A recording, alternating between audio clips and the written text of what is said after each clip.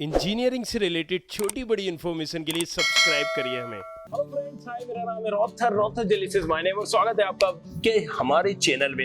Right, सो बहुत सारे doubts आते हैं डीटी काउंसलिंग के लिए और आना भी चाहिए यार, आप ऐसे स्टूडेंट हो। लेकिन अगेन मैंने कहा था कि आपके हर तरह के डाउट्स हम पढ़ते रहते हैं और वहां पर आपको हम उसका वीडियो बना के देते हैं। तो आज का जो इम्पोर्टेंट टॉपिक है, डाउट क्या था?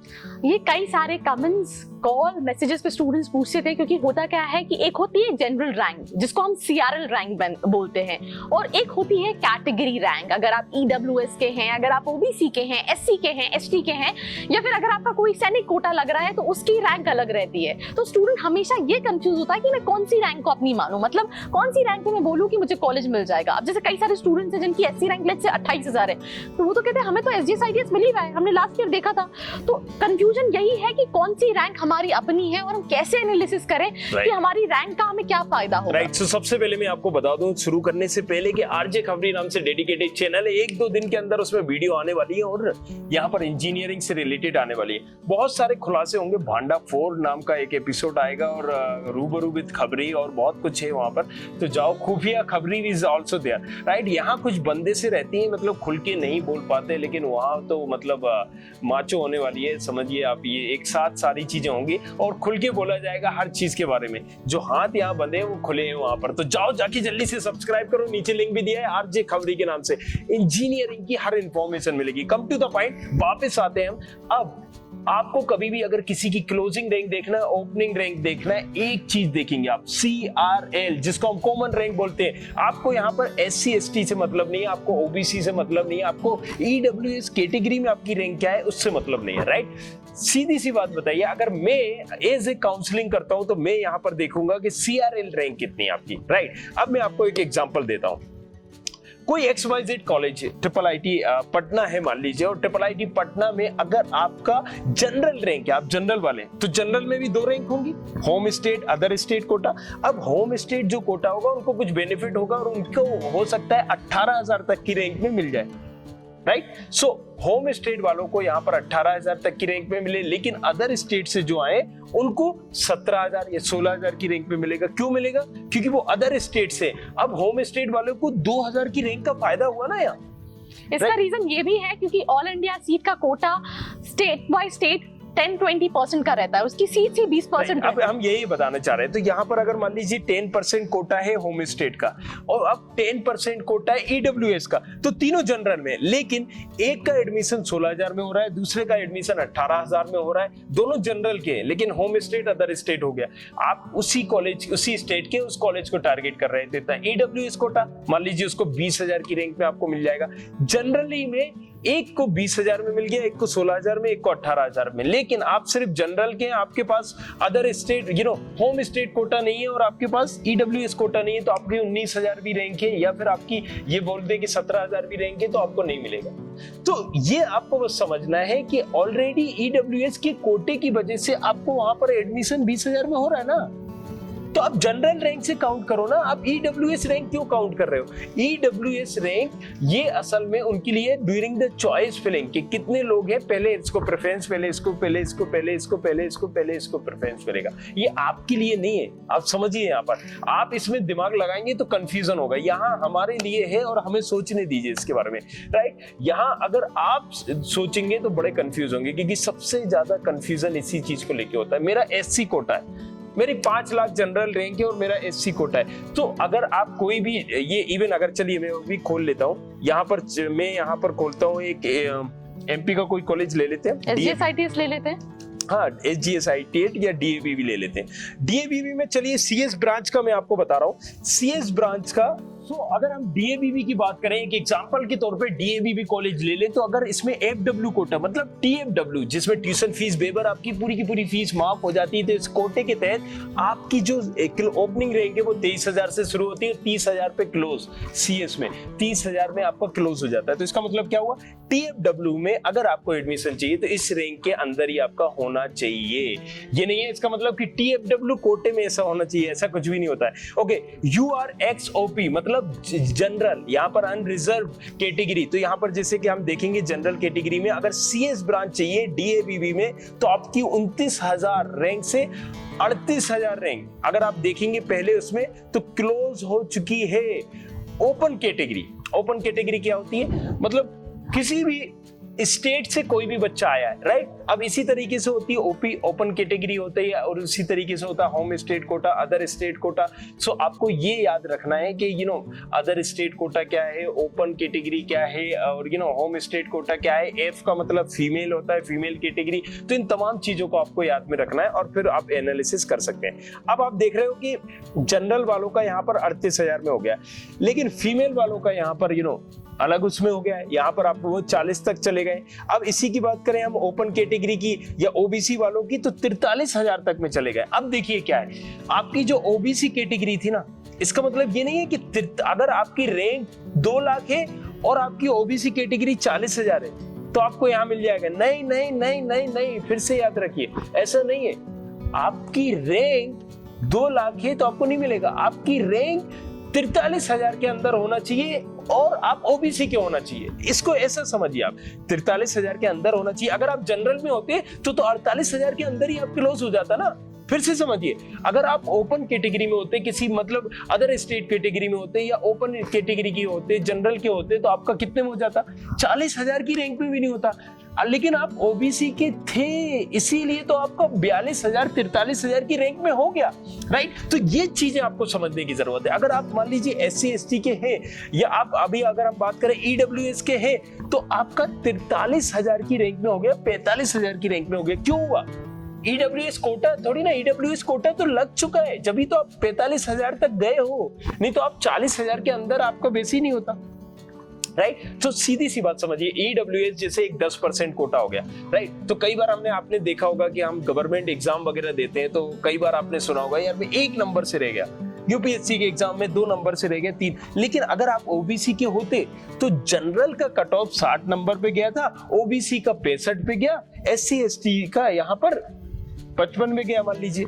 मैं एक और चीज ऐड करना चाहूंगी, कई बार हमने लास्ट ईयर भी देखा है स्टूडेंट्स ने काउंसलिंग भरी, उनकी SC में रैंक काफी अच्छी थी, लेट्स से 25,000, बट उनके हिसाब से उनको एक अच्छे कॉलेज में अच्छी ब्रांच मिल रही थी, बट उनको फिर पेट्रोकेमिकल और उनको अनरिजर्व सीट अलॉट हुई, राइट। SC कैटेगरी होने के बाद भी लेट्स से आप कह रहे हो जैसे SC कैटेगरी में वो 80,000 तक चला गया, 90,000 तक चला गया, बट कई सारे स्टूडेंट्स की SC रैंक लगी नहीं, उनको जो सीट अलॉटमेंट में आता है उसमें आता है उनकी अनरिजर्व जनरल कैटेगरी की सीट मिली है। तो ऐसा किस केसेस में होता है, क्या सारी चीजें रहती हैं?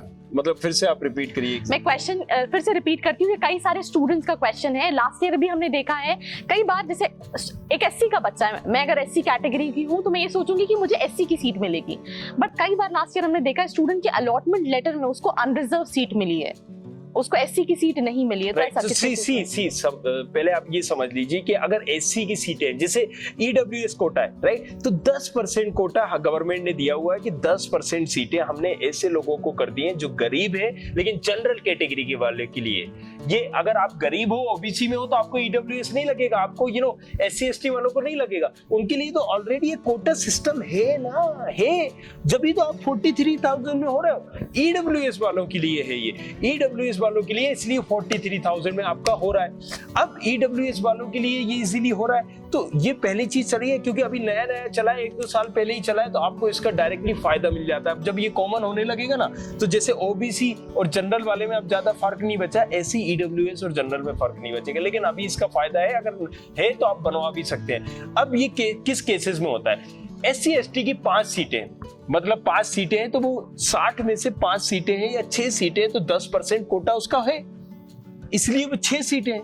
जैसे ये 6 सीटें भर जाएंगी, मतलब 6 सीटों तक SC ST का कोटा रहेगा, जैसे ये 6 सीटें भर जाएंगी आप काउंट करने लगेंगे जनरल कैटेगरी, राइट। तो उन सीटों को, तो आपको पहले ये समझना है उस कोटे तक आपकी कुछ भी रैंक जा सकती है। अगर आपकी पास वो कोटे की सीटें हैं और उस कोटे में आप आते हैं तो आप फिर कहीं भी जा सकते हैं, मतलब वहां पर जो भी पहले आएगा, जो भी अच्छी रैंक वाला आएगा उस कैटेगरी में उसको पहले मिलेगा। लेकिन अगेन आपको सिर्फ और सिर्फ CRL रैंक ही कंसीडर करना है, वही देखना है। मैं कुछ और भी यहाँ पर ले लेता हूँ कि OBC में जैसे अगर हम देखते हैं तो OBC अगर आपकी रैंक है ओपन कैटेगरी की तो 43,000 पे चला जाता है।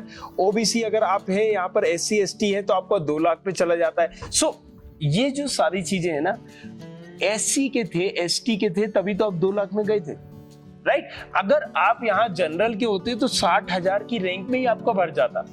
अब क्योंकि SC ST के लोग ज्यादा बेसी नहीं पढ़ पाते, ज्यादा आगे नहीं आ पाते, उनका जो रिजर्व रहती है कैटेगरी, इसलिए आपको बहुत कम परसेंटेज में और अच्छे कॉलेजेस में मिल जाता है। सो यही एक पूरी की पूरी थ्योरी है। सो अगेन बस मैं आपसे यही बोलूंगा यार कि अपनी CRL रैंक पे फोकस करो, राइट। और ओपन कैटेगरी में या फिर EWS कैटेगरी में या फिर होम स्टेट कैटेगरी या फिर बोल दो SC ST OBC किस कैटेगरी में क्या है, इसमें दिमाग माथा पच्ची ना लगाएं आप, राइट। जनरल में देखें, जनरल में मैं हूं, CRL रैंक मेरी ये है। अब मेरे पास एक पावर है, मेरे पास पावर क्या है, OBC का पावर है। तो OBC में क्या गया है, दैट्स ऑल। रैंक कितनी गई है, उस रैंक को जो भी देखेंगे वो जनरल ही आप कंसीडर करेंगे CRL रैंक अपनी। आप उसमें EWS और गलती से SC ST मत जोड़ लीजिएगा। अरे SC ST तो मेरा 50,000 रैंक, अगर 50,000 रैंक है तो फिर तो आपके सारे कॉलेजेस में हो जाना चाहिए। क्यों नहीं हो रहा है? क्योंकि आप उसको कंसीडर कर रहे हो, आप अपनी रैंक को कंसीडर कर रहे हो उसमें। तो आई होप ये डाउट थोड़े से क्लियर हो गए होंगे। इसके बाद भी अगर कुछ डाउट है तो ऑब्वियसली अगर इसके बाद भी आपके दिमाग में कोई भी क्वेश्चन है तो जो नीचे नंबर दिया है उस पर कॉल, मैसेज या व्हाट्सएप करके पता कर सकते हैं। कमेंट सेक्शन में भी हमें बता सकते हैं। एक और बहुत इंपॉर्टेंट चीज अगेन मैं ऐड करना चाहूंगी, जस्ट टू जिन स्टूडेंट्स को कोई भी कंफ्यूजन रह गया, इट्स वेरी सिंपल।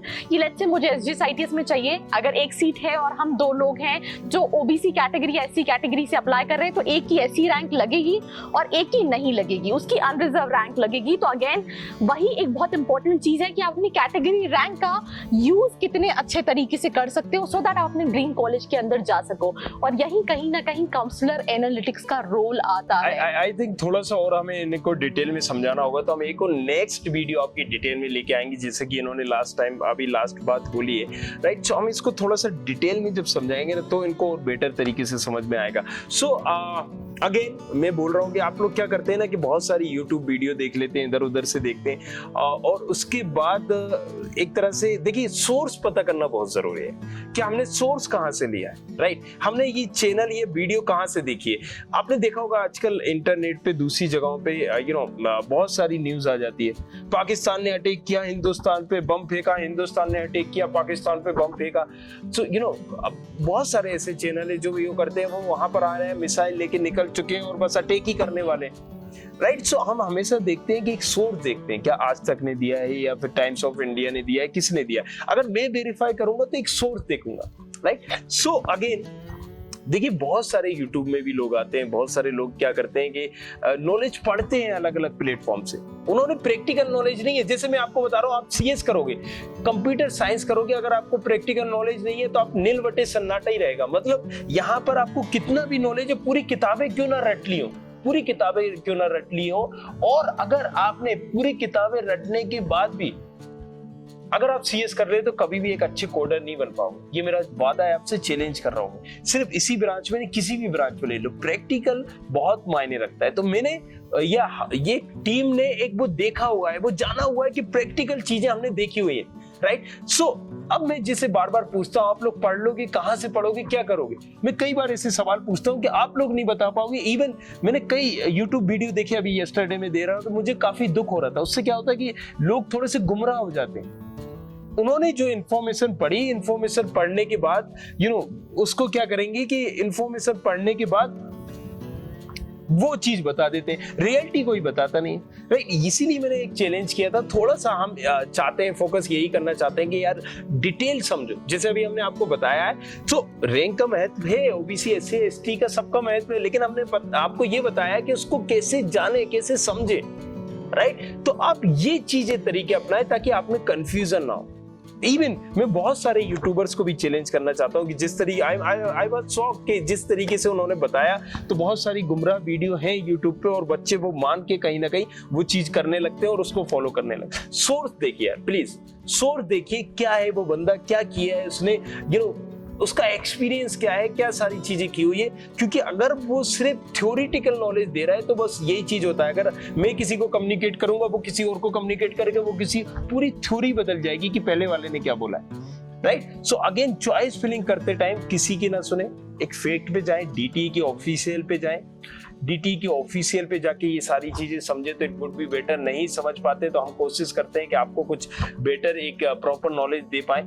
और अगेन हमारी बातों का भी यकीन न करें, आप ऑफिशियल डीटी, क्योंकि ये आपके लाइफ का सबसे इंपॉर्टेंट लेसन है। हम हमेशा कोशिश करते हैं कि जब भी हम वेरीफाई, जहां पर जैसे सारी चीजें वेरीफाई करते हैं तभी हम उस चीज को बोला करते हैं। जैसे मैंने भी आपको एक चैलेंज कर रहा हूं, आपको नहीं, आपके यूट्यूबर्स को भी चैलेंज करता हूं, जिनको भी आप देखते हो, मुझे नहीं पता किसको देखते हो, राइट। सो मैंने कई बार भी ये पूछा भी है कि TFW में हमारे साथ बहुत सारे लोगों के साथ कई स्टूडेंट की काउंसलिंग की है, कई स्टूडेंट वहां पर जाए, बताते हैं हमें, जब उनको कॉलेज मिल जाता है तो फोन करते हैं, Rathore sir thank you very much, आपको हमारा ड्रीम कॉलेज बन गया।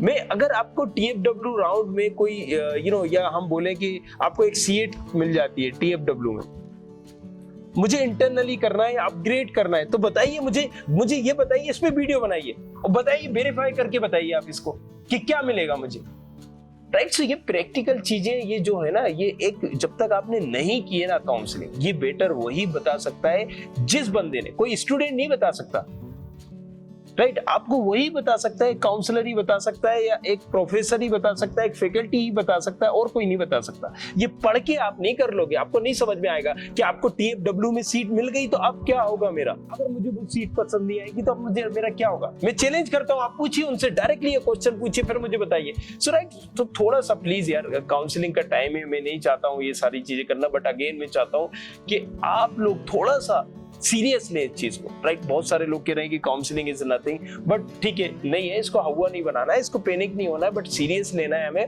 और सीरियस लेने के बाद राइट वेरीफाई करना है, वेरीफाई करने के बाद सुनो सबकी, करो अपनी, राइट। सो यही बस मैं बोलूंगा। और अगेन आरजे खबरी चैनल जाओ, जाके सब्सक्राइब करो, क्योंकि वहां होने वाले हैं भांडा फोड़, आ रहा है मेरा एपिसोड, ठीक है, डायरेक्टली फोड़ेंगे हम भांडा, और बहुत सारे कॉलेजेस का करेंगे पर्दाफाश। सो प्राइवेट कॉलेजेस में होगा, जिसमें से बहुत सारे कॉलेजेस तलवार लटकाए हुए हैं मुझ पे। तो अब नेक्स्ट अगेन हम भिड़ंत के लिए चालू है, और आप लोगों का सपोर्ट चाहिए। Thank you very much, thanks a lot, मिलते हैं नेक्स्ट वीडियो में। I hope you like this video. For more such videos, keep watching our channel. And do not forget to like, share and subscribe.